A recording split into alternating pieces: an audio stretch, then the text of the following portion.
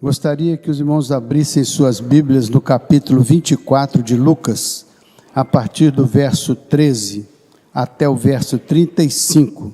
Nós vamos usar esse texto para falar de um avivamento especial que aconteceu no caminho de Emaús, onde 2 discípulos do Senhor voltavam de Jerusalém para a sua casa que ficava em Emaús, e no meio do caminho houve algo especial que aconteceu com a vida daqueles homens, que mudou a sua trajetória e que realizou neles e depois através deles um grande avivamento naquele momento, naquele local, naquela ocasião. Então vamos ver Lucas 24, a partir do verso de número 13.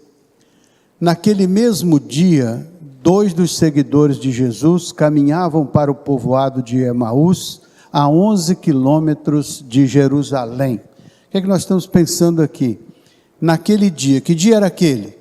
Era o dia da ressurreição. Era a tarde daquele dia da ressurreição. E eles estavam voltando de Jerusalém, onde tudo tinha acontecido, para a sua casa em Emaús, que ficava a 11 quilômetros. E eles vinham caminhando nesta estrada de volta para a sua casa. E eles vinham comentando algumas coisas importantes, e vocês vão ver. Verso 14. No caminho, falavam a respeito de tudo que havia acontecido. Significa que no caminho, caminhando de Jerusalém para Emaús, eles iam falando, comentando a respeito de tudo. O que era tudo que havia acontecido? O sacrifício de Jesus, na cruz, o seu sepultamento e provavelmente a sua ressurreição na cabeça deles. Mas havia uma dúvida. Então veja o que passa no verso 15. Enquanto conversavam e discutiam, o próprio Jesus se aproximou e começou a andar com eles. Então naquela trajetória aproximou-se uma terceira pessoa, e já era tarde. Esta pessoa se aproximou e ia com eles. Aí talvez como um companheiro de jornada. Mas a Bíblia diz uma coisa interessante, quer ver no verso 16?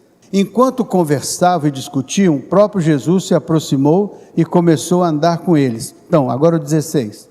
Diz assim: os olhos deles, porém, estavam como que fechados ou impedidos de reconhecê-lo. Na sua Bíblia pode ter aí que os olhos deles estavam fechados, mas na verdade eles não perceberam que aquela pessoa que caminhava com eles no cair da noite era Jesus. Jesus estava caminhando com eles, mas eles não perceberam. Olha o que Jesus fala com eles, verso 17. Jesus lhes perguntou: sobre o que vocês tanto debatem enquanto caminham? Eles pararam com o rosto entristecido. Então Jesus pergunta para eles assim: o que é que vocês discutem entre vocês? E por que vocês estão tristes? Então vem aí a resposta deles, verso 18. Então um deles, chamado Cleopas, respondeu: você deve ser a única pessoa em Jerusalém que não sabe das coisas que aconteceram lá nos últimos dias. O que aquele viajante fala com Jesus? Primeiro, não sabia que era Jesus, não tinha ideia que era Jesus. Mas ele diz: você deve ser o único em Jerusalém que não sabe dos acontecimentos que se deram naquela cidade nesses últimos momentos, nesses últimos dias. Então, eles estavam com Jesus. Jesus tinha sido crucificado, tinha ressuscitado naquele dia, mas a Bíblia diz que os olhos deles estavam fechados e eles não percebiam que quem estava ao lado deles era Jesus. E Jesus pergunta: por que vocês estão caminhando, falando, trocando aí? Por que vocês estão tristes? Então, eles vão responder a Jesus uma coisa interessante. Veja o verso 19. Que coisas? Perguntou Jesus. Que coisas são estas? As coisas que aconteceram com Jesus de Nazaré, responderam eles. Ora, não era Jesus de Nazaré que estava ao lado deles? Mas a Bíblia não diz que os olhos deles estavam como que fechados, não perceberam? O que acontece então? Responderam eles: ele era um profeta de palavras e ações poderosas aos olhos de Deus e aos olhos de todo mundo. Então eles respondem para Jesus quem era o varão que tinha sido crucificado lá nos dias anteriores. Ele era profeta, varão poderoso, fazia obras maravilhosas, ações poderosas aos olhos de Deus e aos olhos do povo. Olha só, eles estavam caminhando de Jerusalém para Emaús. Eles voltavam para casa depois do evento, morte, sepultamento e ressurreição de Jesus. Eles voltaram, Jesus se aproxima deles. E eles então, questionados por Jesus, que palavras são estas que caminhando trocais entre vós e por que estáis tristes? Eles dizem, só tu és estrangeiro em Jerusalém, que não sabes das coisas que aconteceram lá nesses últimos dias? Como maltrataram o Senhor, como fizeram deste varão poderoso? O Senhor não sabe dessas coisas? Aqui a gente para um pouquinho, só para refletir. Quantas vezes nós falamos do Evangelho, discutimos o Evangelho, testemunhamos do Evangelho, e às vezes até entramos em confronto uns com os outros por causa do Evangelho, mas muitas vezes não percebemos a presença de Jesus na nossa caminhada. Então podemos ser religiosos, podemos falar sobre o Evangelho, sem entretanto conhecer profundamente o Senhor do Evangelho. Paulo diz, eu não me envergonho do Evangelho, porque é o poder de Deus para a salvação de todo aquele que crê. Ali estava o poder do Evangelho, para a salvação de todo o que crê. E embora falando sobre o Evangelho, nada sabiam de Jesus ressuscitado ou ressurreto. Sabiam sobre o Evangelho, mas não sabiam de um Cristo vivo e, ao contrário disso, o que eles pensavam deste Cristo que caminhava com eles. Veja o verso 20. Verso 20, por favor. Mas os principais sacerdotes e os outros líderes religiosos o entregaram para que fosse condenado condenado à morte e o crucificar. Estão falando com Jesus, como se Jesus não soubesse desse fato. Ele está dizendo, olha, é aquele homem lá que foi crucificado, sacerdote, vai contando. Verso 21, eles continuam contando. Tínhamos esperança de que ele fosse aquele que resgataria a Israel. O que eles falam com Jesus, sem saber que era Jesus? Nós tínhamos esperança que ele fosse o Redentor de Israel. Tudo isso aconteceu há 3 dias. Eles esperavam que ele fosse o Redentor de Israel, mas nada disso tinha acontecido. Já era o 3º dia. Verso 22. Algumas mulheres do nosso grupo foram até seu túmulo, hoje bem cedo, e voltaram contando uma história surpreendente. Qual era a história? Verso 23. Disseram que o corpo havia sumido e que viram anjos que lhe disseram que Jesus está vivo. Verso 24. Alguns homens do nosso grupo correram até lá para ver e de fato tudo estava como as mulheres disseram, mas não o viram. Então eles estão dizendo para Jesus que aquele varão lá foi crucificado, foi sepultado, e que umas mulheres teriam ido lá no domingo pela manhã e não viram o Senhor lá no seu túmulo. Então ele havia ressuscitado, mas eles não viram o corpo, não sabiam se isso era verdade ou não. O que eles tinham na cabeça? Nós esperávamos que fosse ele o Redentor de Israel. Em que tempo que está esse verbo? No passado. Nós esperávamos que fosse, mas agora 3 dias já passaram e nada de novo aconteceu. Eles estão falando com Jesus ressurreto, mas eles estão com a mente no passado. Era como se Jesus tivesse vivido tudo aquilo, fosse poderoso, fosse extraordinário, fosse referência para eles, mas tinha ficado no passado. E agora ele está, nós esperávamos que fosse ele, mas agora já se passaram 3 dias e nada aconteceu. Nós estamos voltando para a nossa velha vida, para a nossa velha habitação. Deixamos Jerusalém, estamos voltando para Emaús. Veja o verso 25. Então Jesus lhes disse, honestos e tardos de coração, como vocês são tolos. Essa versão é da NVI, é um pouco mais na linguagem contemporânea, mas a minha versão diz, honestos, descuidados e pessoas que não têm uma boa compreensão das coisas. Tolos, como custaram entender o que os profetas registraram nas Escrituras.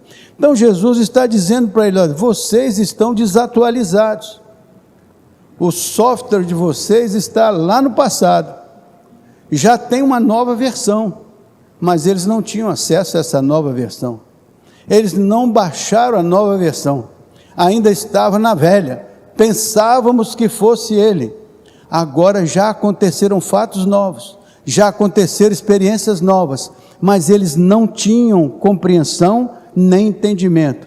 Então Jesus diz para ele, mas por que vocês estão desatualizados? Vocês não leram os profetas? Vocês não leram as profecias? Vocês não sabiam que ele seria crucificado, morto e sepultado e depois ressurgiria? Vocês não tinham esta visão profética? Honestos e tardos de coração, para crer em tudo que estava na Escritura. Eles tinham conhecimento, ou deveriam ter o conhecimento, mas agora eles estão desatualizados do que estava acontecendo. Eles estavam caminhando com Jesus, mas sem saber que era Jesus. Olha então, podemos falar do Evangelho, podemos discutir o Evangelho, podemos até discutir religião, podemos até ser inconvenientes uns com os outros, por conta de questões evangélicas, mas pode ser que Jesus esteja tão ausente das nossas questões, que nós apenas somos religiosos, mas não temos uma percepção do Cristo ressurreto presente no nosso caminho.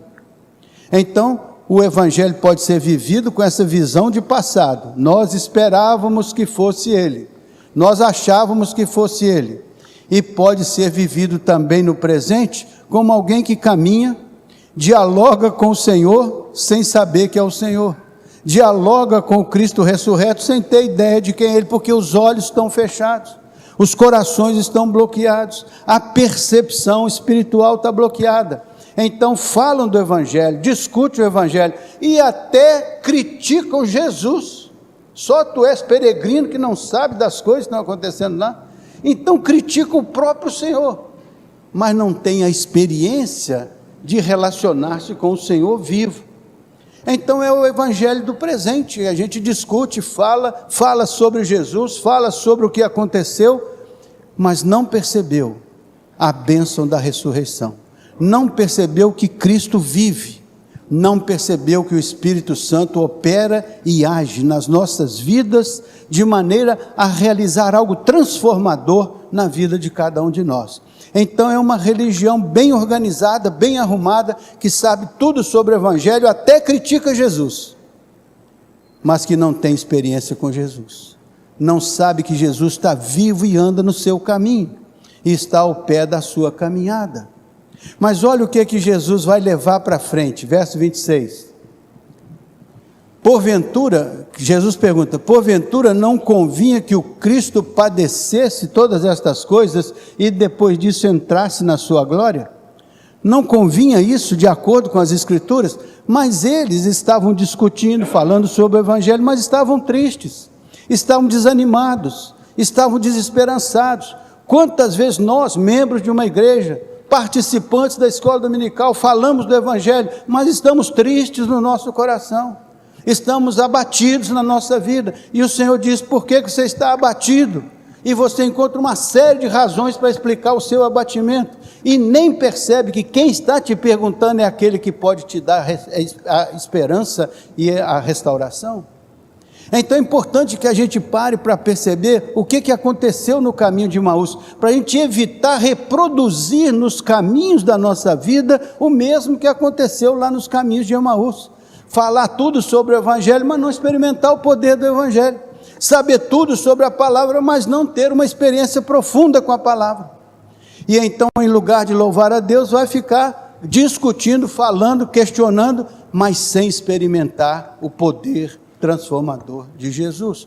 Então Jesus vai explicar para eles agora, veja só, verso seguinte, e começando por Moisés, discorrendo por todos os profetas, expunha-lhes o que a seu respeito constava em toda a Escritura. Então Jesus começa a ser um professor de escola dominical para eles. Eles eram discípulos, desatualizados dos fatos. Jesus agora começa a atualizar a vida deles. Começando por Moisés, Jesus vai discorrendo sobre a Bíblia, mostrando o que devia acontecer. Veja o verso 28. Assim, quando se aproximaram da aldeia para onde ia, fez menção de passar adiante. Então, quando eles chegaram na casa deles, Jesus fez como quem fosse continuar a caminhada. Aí você para um pouco e vai pensar assim: já você teve um pregador tão bom quanto Jesus na sua vida? Já teve alguma vez um pregador que fosse tão bom como Jesus? Pois aquele pregador era Jesus. Pregou a palavra toda, e aqueles discípulos estavam com o ouvido fechado, com os olhos bloqueados, com os corações presos. Isso acontece conosco. O Espírito Santo bate na nossa vida, o Espírito Santo toca no nosso coração, o Espírito Santo fala conosco, nos convence, mas nosso coração não percebe, porque nós estamos aprisionados a uma religiosidade, porque estamos aprisionados ao passado, pensávamos que fosse.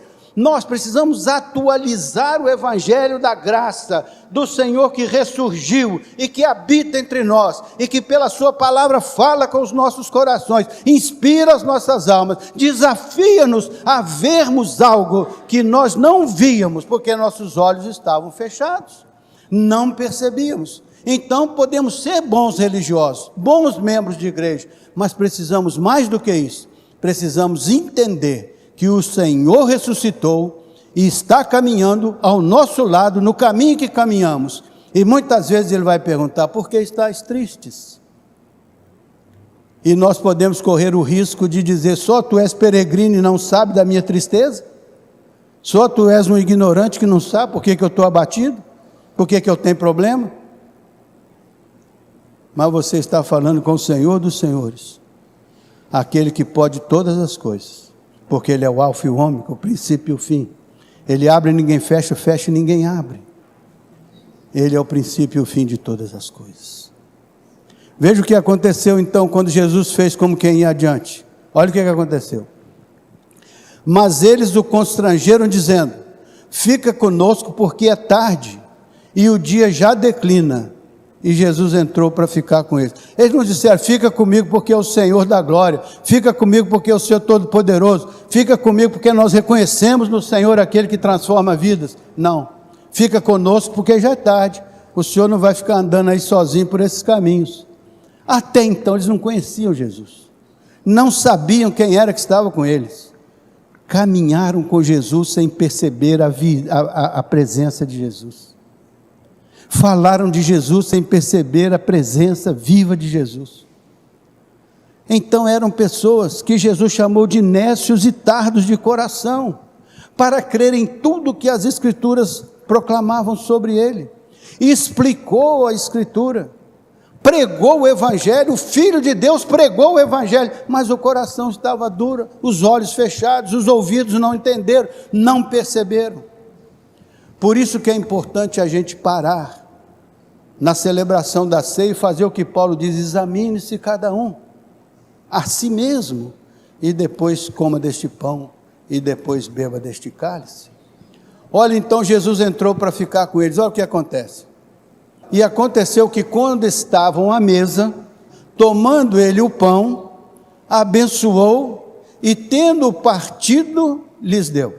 Então Jesus toma o pão ali naquela mesa junto com eles, tendo dado graças, tomou o pão e entregou para eles. Olha o que aconteceu, verso 31. Então se lhe abriram os olhos e reconheceram, mas ele desapareceu da presença deles. Então Jesus estava ali só o tempo suficiente para eles terem um avivamento, um despertamento, uma percepção de que eles estavam o tempo todo ao lado de Jesus, mas não reconheciam a presença de Jesus poderosa. Falavam da presença, mas não a identificavam. Dialogavam sobre a presença, mas não a identificavam. estavam tristes no seu coração quando o Rei da Glória, o que venceu todas as batalhas, estava ao lado deles, mas eles não perceberam que ali estava o Senhor, porque os olhos estavam fechados. Por isso que a Bíblia diz que o diabo cegou os olhos do nosso entendimento, mas o Senhor abriu os olhos do nosso entendimento, para que pudéssemos ver aquelas visões que o Senhor tem para nós, a fim de fazer o que aconteceu no coração deles a partir do verso seguinte. Olha só lá, quando os olhos abriram, disseram um ao outro: porventura não nos ardia o coração, quando ele pelo caminho nos falava, e quando ele nos expunha as Escrituras?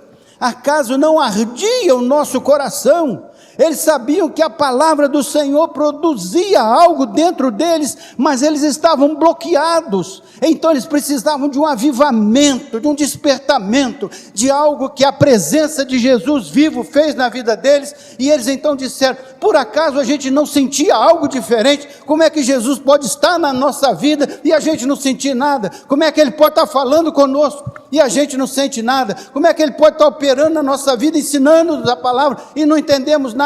Como que nós podemos ser tão fechados, tão bloqueados para a presença do Cristo vivo nas nossas vidas? Mas quando os olhos dele foram abertos, eles pensaram: nossos corações arderam. Houve um avivamento na vida deles, houve um despertamento, houve um evangelho vivo, transformador. Tanto transformou que era noite, eles saíram dali e voltaram para Jerusalém. Voltaram para fazer o que exatamente? Veja lá, verso 33. E na mesma hora, levantando-se, voltaram para Jerusalém, onde acharam reunidos os 11 e os outros que estavam com eles. Próximo. Os quais diziam: o Senhor ressuscitou e já apareceu a Simão. Vejam mais, verso 35. Então os dois contaram o que lhes acontecera no caminho e como fora por eles reconhecido no partir do pão. Eu vou com vocês até o verso 35, né? 35. Então o que aconteceu com eles? Eles estavam indo para Emaús. Jesus se aproxima, fala com eles, caminha com eles, testemunha para eles, prega para eles, exorta eles, faz tudo, mas nada aconteceu. Entra com eles na casa. Eis que eu estou à porta e bato. Se alguém ouvir a minha voz e abrir a sua porta, eu entrarei em sua casa, cearei com ele e ele comigo. É quando Jesus entra na casa, é quando Jesus entra ali na vida, senta-se ao lado deles, partilha da mesa deles, parte o pão junto com eles. Na comunhão daquela intimidade, os olhos deles são abertos, eles percebem, eles compreendem. Então eles falam de um coração ardente, e eles levantam dali. Já era noite, eles não tinham agora medo, não tinham nenhuma razão para ficar em Emaús, porque eles tinham uma experiência tão poderosa, que eles quiseram voltar a Jerusalém, e dizer em Jerusalém: Ele vive, o meu Redentor vive, Ele falou conosco no partir do pão, e Ele encheu nosso coração de esperança, de fé, de confiança. Agora nós não dizemos: nós esperávamos que fosse Ele. Agora nós podemos declarar: nós temos convicção de que Ele é o nosso Redentor. Ele vive e reina para sempre. Meus irmãos, todos nós temos que experimentar em um momento ou outro esse abençoado avivamento de ver o Evangelho de Cristo, mais do que uma religião, mais do que uma doutrina, mais do que uma teoria, ser de fato a revelação do Deus poderoso, que fez Jesus ressuscitar e transformou isso numa experiência espiritual, que faz a gente ter algo para testemunhar, que é verdadeiro, profundo e transformador das nossas vidas. Nenhuma igreja será poderosa se ela não tem uma experiência profunda com Jesus, Cristo ressurreto, que transforma corações, que supera frustrações, que amplia visões, que faz a gente poder sair de onde a gente está e voltar ao cenário de onde o Espírito Santo vai ser derramado, e lá junto com os irmãos declarar: Cristo vive, Ele ressuscitou e Ele partilhou conosco a nossa mesa. Vamos pensar nisso nesta noite. Temos a mesa do Senhor. Vamos fazer uma reflexão sobre de que maneira estamos vivendo o Evangelho. No passado, nós esperávamos que fosse um Evangelho do passado, da história. Um Evangelho onde o Senhor Jesus está nos exortando, chamando, pregando, e nossos corações estão duros, inquebrantáveis. Ou aquele Evangelho da transformação, da renovação, do coração que arde, da fé que se renova, da fé que faz a gente levantar do comodismo e faz a gente voltar lá para dizer só uma coisa: Cristo vive, Ele já ressuscitou, Ele passou pela nossa experiência pessoal e nos revelou a sua glória. É isso que nós precisamos, ter conosco a glória de um Cristo ressurreto. Amém? Não é o Evangelho do passado, da história. Não é o Evangelho que acontece paralelamente aos nossos interesses e às nossas angústias e dores, e nem percebemos que Jesus está conosco. Mas é aquele Evangelho de um Cristo que se assenta conosco, faz o nosso coração arder e nos impulsiona a sermos testemunhas da sua vitória, do seu amor, da sua graça. Porque isso é que faz da gente ter vida e vida em abundância. Isso é que faz nascer de cada um de nós, de dentro, um rio de águas vivas.